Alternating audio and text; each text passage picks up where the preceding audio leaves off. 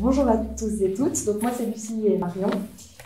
Donc on travaille toutes les deux au Conseil régional et aujourd'hui on va faire une conférence qu'on veut un petit peu interactive. Donc on va vous proposer de participer aussi à cette conférence sur le sujet de la sobriété et l'énergie citoyenne.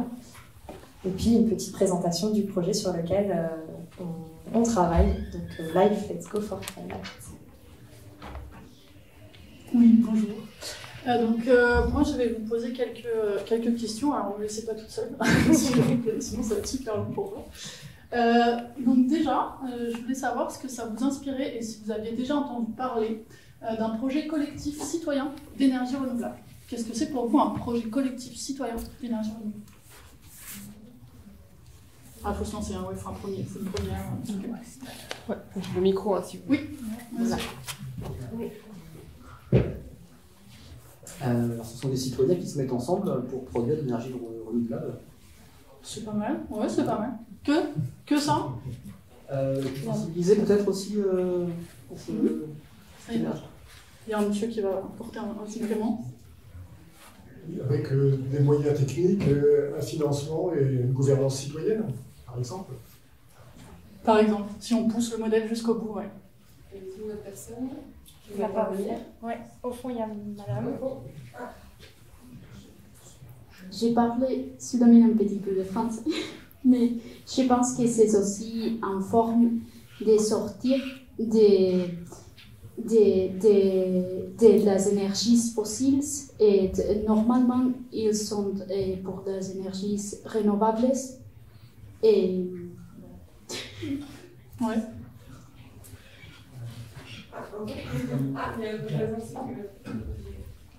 Oui, je crois qu'il manque deux caractères importants dans le titre, c'est à la fois production et local, parce que l'aspect local est très important, aussi bien au point de vue économique qu'au point de vue écologique. Je suis en train de spoiler ma réponse. Et moi je rajoute juste réappropriation en fait, des moyens de production. Ok, bah c'est pas mal, hein. Je pense qu'on a à peu près tout. Je veux bien quand même que tu m'affiches la petite slide de réponse.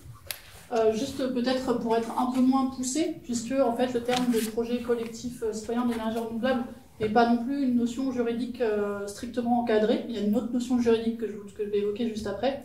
C'est un projet d'énergie renouvelable dans lequel le citoyen est intervenu à un moment ou à un autre, soit au niveau financier, soit au niveau il participe à la gouvernance, donc il fait des choix, soit à tous ces niveaux-là, c'est-à-dire c'est son idée et ils se sont réunis entre citoyens pour monter un projet d'énergie renouvelable local, effectivement, et donc qui a des retombées dont on parlera juste après. Et puis il y a une notion juridique nouvelle qui est apparue en 2019 au niveau de l'Union européenne, qui est la notion de communauté énergétique citoyenne, et qui elle est un peu plus strictement encadrée au niveau juridique.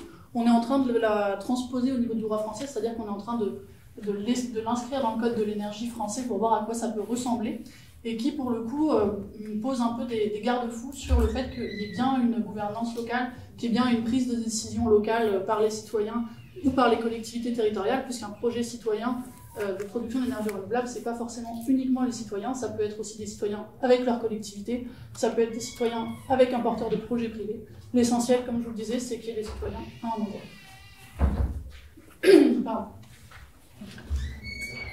Pardon. Du coup, deuxième question, que monsieur a déjà commencé à répondre. En fait, c'est quoi, à votre avis, c'est quoi les avantages de monter un projet collectif citoyen de production d'énergie renouvelable? Ça peut être par rapport à un autre projet de production d'énergie renouvelable, ça peut être par rapport à un projet, je sais pas, de gaz fossile, ça peut être n'importe quoi, mais à votre avis, c'est quoi les avantages que les citoyens participent à ce type de projet? En image de mots, si on devait envoyer des... Ouais, des petits mots comme ça. Est-ce qu'il y a des personnes qui se lancent?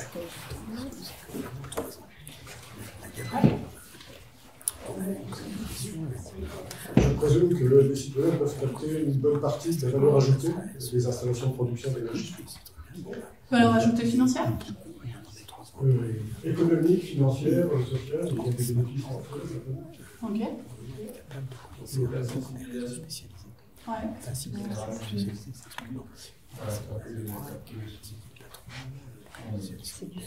C'est du sang. Ouais. Donc on a lancé il y a un mois et demi. Donc maintenant, l'acceptabilité des projets. La maîtrise environnementale. Ouais. Ah, j'ai plein de mots. Alors, acceptabilité, maîtrise environnementale, monsieur, et après je... Le fait de se réapproprier aussi l'énergie, par exemple, se sensibiliser à ça, et donc aussi de réduire sa consommation. C'est toute une chaîne qui peut s'engager comme ça. Oui. Madame. C'est faire des choses qui sont adaptées à son territoire aussi. Ouais. Ouais, c'est pas mal, hein. Vous avez quand même une vision assez précise de ce que c'est qu'un projet d'énergie citoyenne. Bon, bah, j'ai pas la réponse, mais c'est pas grave. Globalement, c'est à peu près tout ce que je vous avais dit. Effectivement, il y a des retombées économiques certaines pour le territoire et pour les citoyens, puisque, en fait, comme ce sont les citoyens locaux qui l'ont monté, nécessairement, les bénéfices qu'ils en retirent sont généralement réinvestis sur le territoire dans leur consommation locale. Et puis, il y a également toute une dimension pédagogique, puisque globalement, ce qui se constate dans tous les projets citoyens qui sont montés de production d'énergie renouvelable, c'est qu'une fois qu'ils ont monté leur premier projet, leur deuxième action, c'est plutôt une action de sensibilisation à la sobriété, à la réduction de la consommation d'énergie, du coup. Et donc, il y a également un gros investissement dans ce volet pédagogique. Et si je peux ajouter aussi, il y a une notion de démocratie dans la notion d'énergie citoyenne, où ce sont du coup des citoyens qui, s'ils sont à la gouvernance, c'est notre magnifique nuage de mots, les citoyens peuvent faire des choix et du coup poser des conditions aussi dans les projets, et notamment des conditions environnementales, sociales, tout ça. Ils peuvent choisir les personnes avec lesquelles ils travaillent pour faire les installations, ils peuvent choisir d'où viennent leurs panneaux photovoltaïques, par exemple, ce genre de choses qui sont pas forcément, qui sont en général assez peu discutables quand c'est simplement un porteur de projet privé qui vient s'installer sur un territoire. Et effectivement, les citoyens connaissent bien mieux leur territoire que n'importe quelle autre entreprise qui n'est pas implantée localement, et du coup ça leur permet de s'adapter et donc de monter un projet qui ait une meilleure acceptabilité. Il y a de très nombreux projets citoyens qui existent en France, il y en a à peu près je crois 300, et puis ça représente autour de un peu plus de 20 000 personnes qui ont investi du coup à minima financièrement dans un projet citoyen. Allez, j'enchaîne, parce que je suis peut-être un peu lente.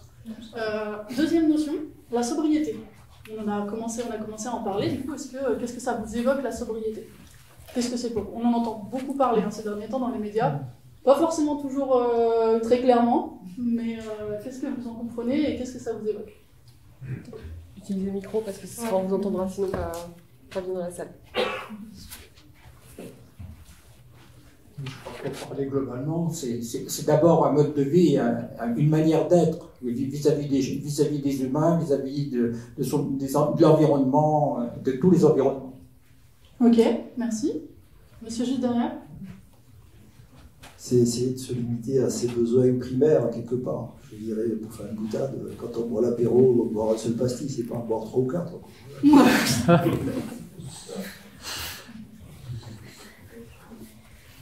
Ok, d'autres petits... Ouais. Moi, je dirais que c'est du bon sens. C'est du bon sens. Ok. Vous ne m'aidez pas sur la définition. C'est ce qu'on choisit de ne pas faire, parce que c'est choisir de mettre un pull, c'est choisir de renoncer à la PlayStation. Un col roulé. Ok, d'autres? C'est aussi voir la notion de confort. On vit dans une vie très confortable, on a sur le pont, l'environnement, tout ça en fait. Je pense que la sobriété va re-questionner la notion de confort. Ok. Quelque part de moins, enfin dans nos sobriétés, on se sent tout de suite un peu, l'idée que ce sera plus compliqué, il faut re-questionner cette idée-là. C'est vrai que c'est souvent associé dans les discours à la réduction d'habitude que l'on a. Alors il n'y a pas forcément cette notion de réduction, c'est plutôt une notion de redéfinition qui est proposée par le GIEC, par le Groupe international du climat. C'est le principe de dire qu'on va aller vers une...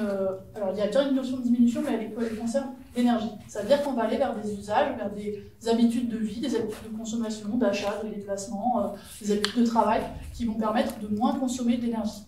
Et comme on consomme moins d'énergie, on émet moins de gaz à effet de serre, puisque majoritairement encore, notre mix énergétique est un mix énergétique extrêmement carboné. Donc la sobriété, c'est ces modifications de comportement. Et Et puis ensuite, ma dernière question, qui est là plutôt une question à main levée. À votre avis, la sobriété, ça doit plutôt être fait au niveau individuel, c'est-à-dire chacun fait sa sobriété, ou ça doit être fait au niveau collectif?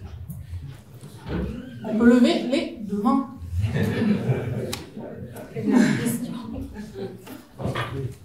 Est-ce qu'il y a des personnes qui pensent juste individuel? Est-ce qu'il y a des personnes... Il n'y a pas de honte. Hein. Est-ce qu'il y a des personnes qui pensent juste collective? C'est possible aussi. Ouais. Et pour les deux mains, c'est le moment de... Ok, bah effectivement, la sobriété, ça peut pas être juste une question individuelle, parce qu'à l'échelle individuelle, on peut faire tout ce qu'on a envie de faire et tout ce qu'on est conscient qu'on doit réaliser comme effort. Néanmoins, il restera toujours une part non négligeable de sobriété qui doit être faite au niveau collectif, au niveau des administrations, au niveau des entreprises, au niveau des États, au niveau international, c'est en ce moment, il me semble. Donc toutes ces notions de sobriété collective, ça doit être fait à toutes les échelons et à l'échelon de la presse également. Et du coup, là, ce qu'on vous affiche, c'est la suite de la définition du GIEC qui insiste bien sur les changements structurels nécessaires pour atteindre la sobriété énergétique. Moi, j'ai terminé avec la partie question. Maintenant, on va vous parler de ce que l'on fait au quotidien pour développer la sobriété et les projets collectifs. Donc, nous, qu'est-ce qu'on fait? On travaille sur le projet qui s'appelle Life Let's Go for Climate. C'est la dernière fois que je l'ai dit, promis. C'est un projet qui permet la facilitation et l'émergence de projets citoyens sur la production d'énergie renouvelable ou sur la sobriété, mais aussi un changement individuel en termes de sobriété. Donc on agit sur le volet collectif, sur les ENR et la sobriété, et sur le volet individuel, sur la sobriété.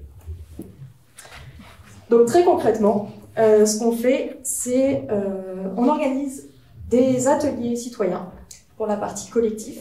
Et dans ces ateliers, on va faire tout un tas d'animations qui vont faciliter l'émergence de collectifs. Donc l'objectif, c'est que les citoyens se mettent en groupe et qu'à la fin, ils portent des projets, donc soit d'énergie renouvelable, de production d'énergie renouvelable, soit de sobriété. Et en parallèle, on a des actions de sensibilisation sur le changement de comportement individuel, donc à travers deux dispositifs, ce qu'on appelle les conversations carbone et les défis. Je ne vais pas creuser, mais si ça vous intéresse, n'hésitez pas à venir nous voir. Avec qui on le fait ça? On a tout un tas de partenaires. C'est un projet qui est financé par la Commission européenne, cofinancé. On a dans nos partenaires Énergie Partagée qui est présent sur le forum, l'ADEME qui est présent aussi aujourd'hui, et puis on travaille avec des collectivités territoriales. Donc là, en ce moment, on est en train de déployer des ateliers citoyens sur ces 6 collectivités territoriales. L'année prochaine, si on passe au slide suivant, on va les déployer sur 6 nouvelles collectivités, et on va le refaire encore en 2024 sur encore 6 collectivités.